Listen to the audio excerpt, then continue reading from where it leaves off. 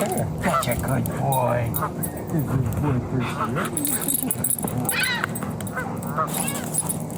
There is a question I hear more than any other from people who want to move more, feel better, and get back to something they used to do. And the question is always some version of the same thing. Where do I actually start? That's what this video is all about. It's not about the philosophy, and it's not about the definition of staying in the groove. What I call the floor, in other words, the real starting point, the actual, honest, unglamorous place where you start over. I've been at those low points. You know, the one where you tell yourself, I'll start on Monday, and then Monday comes and you tell yourself the same thing again. And the pattern seems to keep repeating. Not because you don't want to start again, but because the gap between where you are and where you think you need to start feels just too wide. That gap is what this video is all about. Because here's what I know after 70 years of starting and stopping and reinventing and rebuilding, that floor, that starting point is almost always closer than you think it is. And by the end of this video, I want you to have something specific in mind, in the physical aspect, that you can actually do tomorrow morning or maybe even this afternoon, at whatever physical place you are right now. Before I show you the floor, the starting point, I want to talk about why most restarts fail. Because the reason is almost never what people think it is. Think about the person who decides, enough, I'm getting back into shape. Monday morning, they're on the street running for 45 minutes straight, full bore. Tuesday, they can barely walk down the stairs. And on Wednesday, they just don't go back. And this familiar story quietly takes hold. My body just isn't up to it anymore. But that's the wrong story. Because the starting point is what was designed incorrectly. And that's a fixable problem. Or think about the person who used to lift weights years ago, maybe decades ago. They go back to the gym, load up something on the bar or the machine, close to what they remember, and 2 days later, their shoulders are wrecked. So they rest and they wait. And somewhere in that waiting period, the momentum just dies. Same story, different details. Started too hard, got hurt or got sore, and then just stopped. And the worst part is, they usually blame themselves, when they should be blaming the design. I've lived my own version of this, more than once. And the one I want to tell you about is not a sports injury. It started with a pain that I just couldn't explain.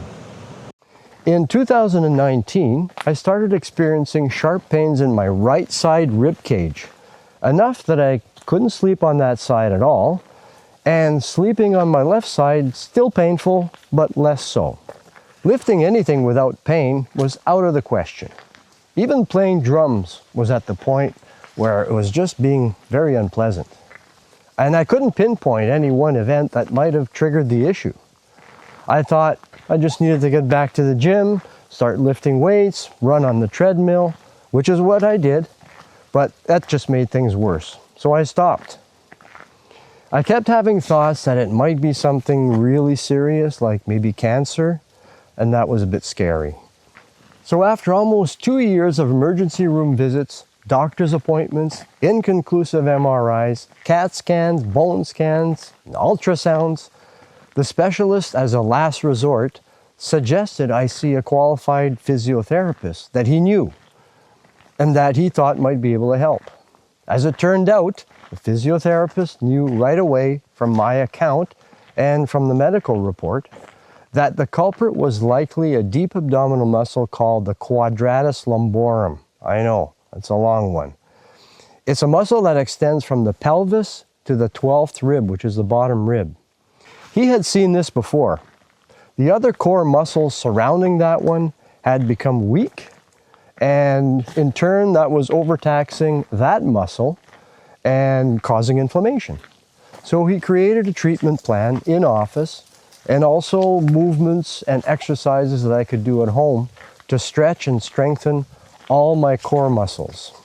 So we started slow at the floor level and then gradually intensified the exercises with more resistance and range of movement.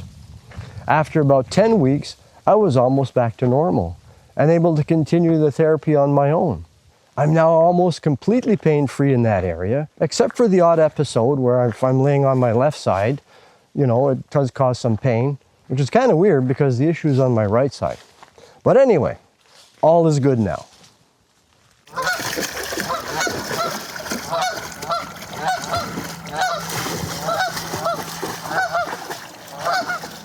So, what that experience taught me, what all of my experiences taught me, is the same thing.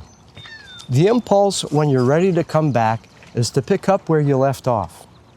I used to be able to do this, you say to yourself, so I should be able to do this now. But that logic is wrong.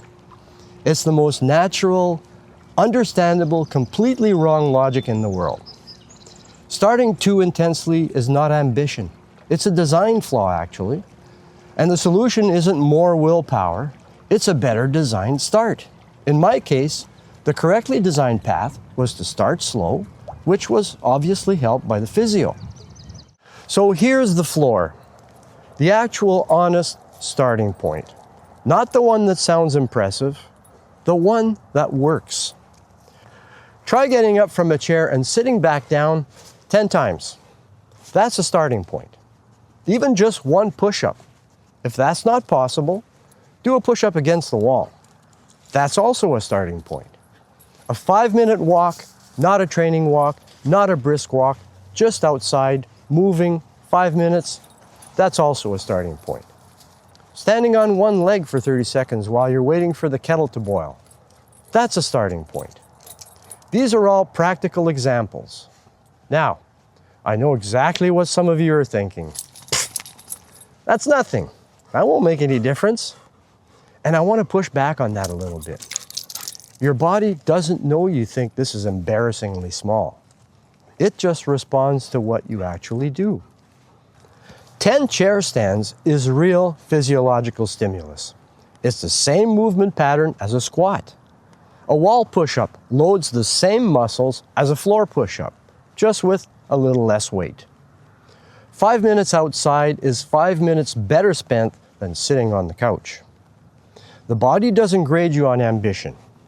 It responds to actual input. Here's the principle underneath all of this.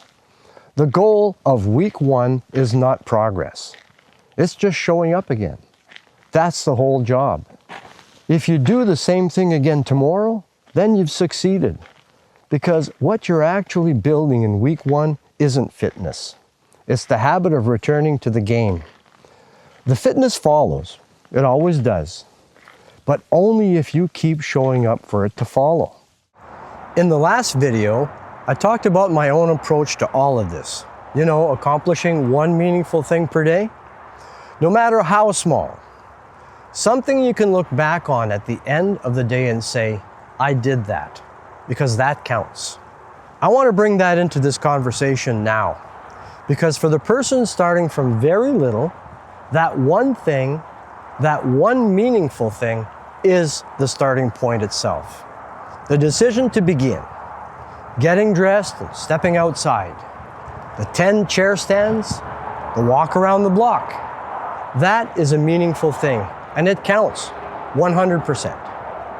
What makes something meaningful in this sense isn't its size. It's that it required a real decision. You could have not done it, and you chose to do it anyway. That's the whole criterion. And for those of you who are further along, rebuilding after an injury, an illness, a long absence, the same logic applies. You don't start where you were way back then. You start where you are now in the present moment. Whatever your one thing looks like, it adjusts to where you actually are right now. Not where you were, where you are. So here's what I want to ask you. What is that one thing for you? Not the ideal version, not the version you used to do, the version that's honest for where you actually are now. Is it one push-up? Is it a walk around the block? Is it 10 chair stands before breakfast? Whatever it is, I'd truly like to know. Put it in the comments. No answer is too small, and there's no answer that doesn't count. So as I said in the last video, the groove is not a destination. It's actually a direction. And a direction doesn't require a perfect starting point. It just requires one, a starting point that is. And it's not the performance that counts, it's the participation. And as I said before, you don't have to go back to where you were. You just have to go. And now you know where from. That starting point, that floor. Next time, we're going deeper on that one meaningful thing idea, because it reaches into a lot more than just the physical, and it deserves its own conversation. So I'll see you then. I'm Gary Adams. Subscribe if you want more, and remember to stay in the groove.